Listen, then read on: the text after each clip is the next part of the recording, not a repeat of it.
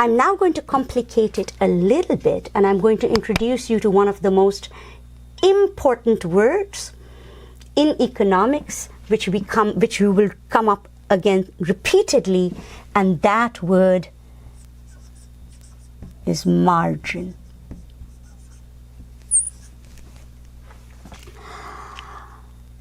Margin means the extra or additional. It comes from that idea of the margin, that I'm almost at the edge, and now to take the next step or the next step. What is the additional unit? What is the additional thing that I'm going to call margin? And so we're going to use this idea of marginal cost. And we're going to see what that does to our understanding of the PPF. So continuing with PPF 1, my first country,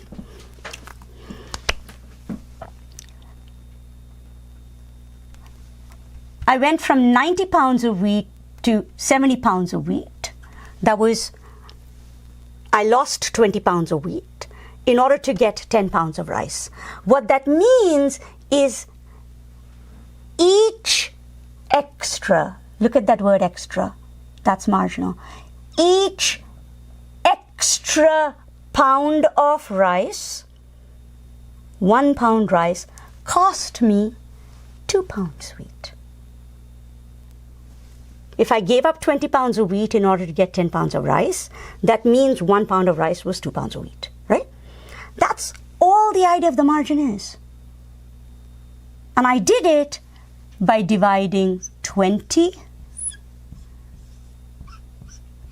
by 10, which was 2.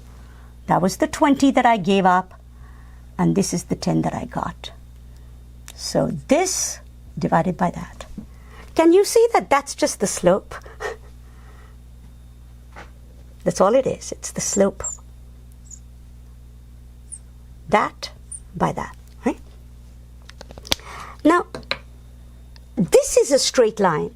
And so what you're going to see is that, okay, right now I'm at this point B. What if I want an additional unit of rice? One more rice. So I want to go from 10 to 11. Or make it easier, let's say I want to go 10 pounds of rice. I want to go from 10 to 20, right? That means I'm going to have to go from 70 to 50 to come to point C. And there I lost 20 wheat to get 10 rice. 2 pounds of wheat per rice, right?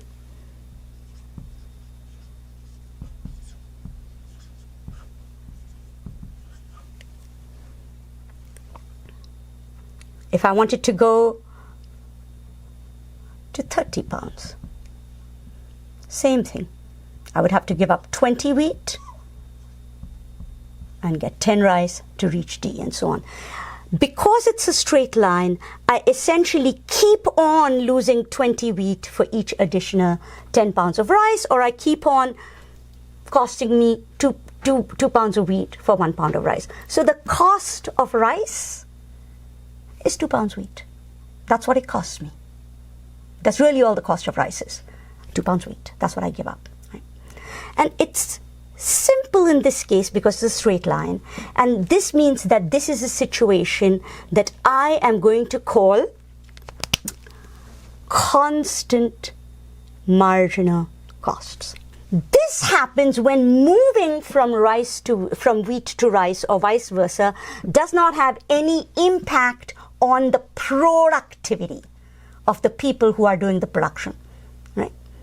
So what that results in is essentially a pretty constant rate of transformation from one product to another when I move resources. And this is therefore called essentially a situation of, sometimes it's called constant opportunity costs, sometimes it's called constant productivity, and that's one situation. But that's actually not what usually happens in an economy. So to think more clearly of what happens in an economy, let's take an economy which is more realistic, where the goods you produce are not just all the same. You've got cars and dairy. They're very different kinds of goods. I put all my resources into cars.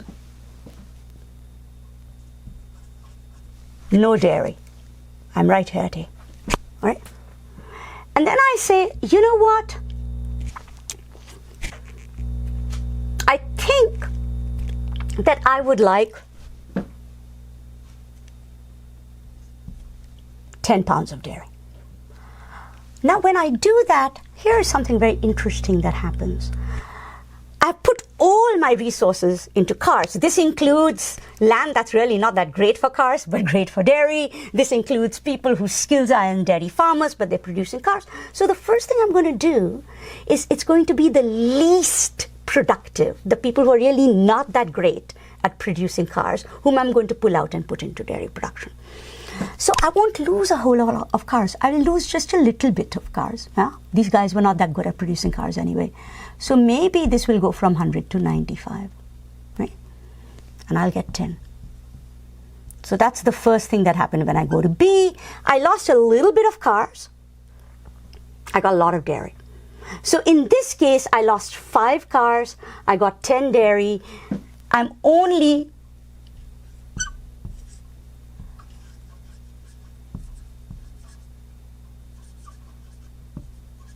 losing about half a car per unit of dairy, all right? Pretty low. Okay. I want another 10. Now I'm going to be pulling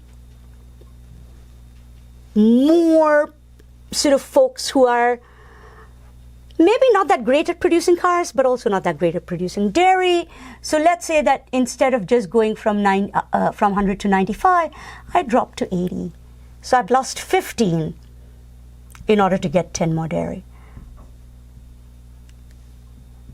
And I go here to C. I keep doing this. And then essentially what starts to happen is, let's say I've hit this point D, and then from here on, every 10 units of cars that I want, of dairy that I want, I lose a ton of cars because these people are really terrible at producing dairy. But you're going to lose a lot of cars for a little bit of dairy. So by the time you come here from 30 to 40, you lost a whole bunch of dairy production. And so what you start to see is you start off with very low losses or opportunity cost. And then as you keep moving from one production to the other, your opportunity cost keeps increasing. It gets steeper and steeper. So the curve that you see will usually be bowed out. This shape of the production possibility frontier, the fact that it's bowed in this way as opposed to a straight line or bowed inward, is a sign of law of decreasing marginal productivity or the law of increasing marginal costs. This is the standard reflection of what happens in an economy when you see production choices. And so always think of the production possibility frontier as giving you a sense of opportunity costs, giving you a sense of options, letting you understand if you've got unemployment, are you inside or outside, inside or on the curve, and giving you a sense of growth. What is it going to do for me to shift it out? That is everything you need to know about production decisions, production options for an economy. Next, we're going to take a look at the actual decision-making processes which let you see how an economy ends up in one of these situations. Thank you.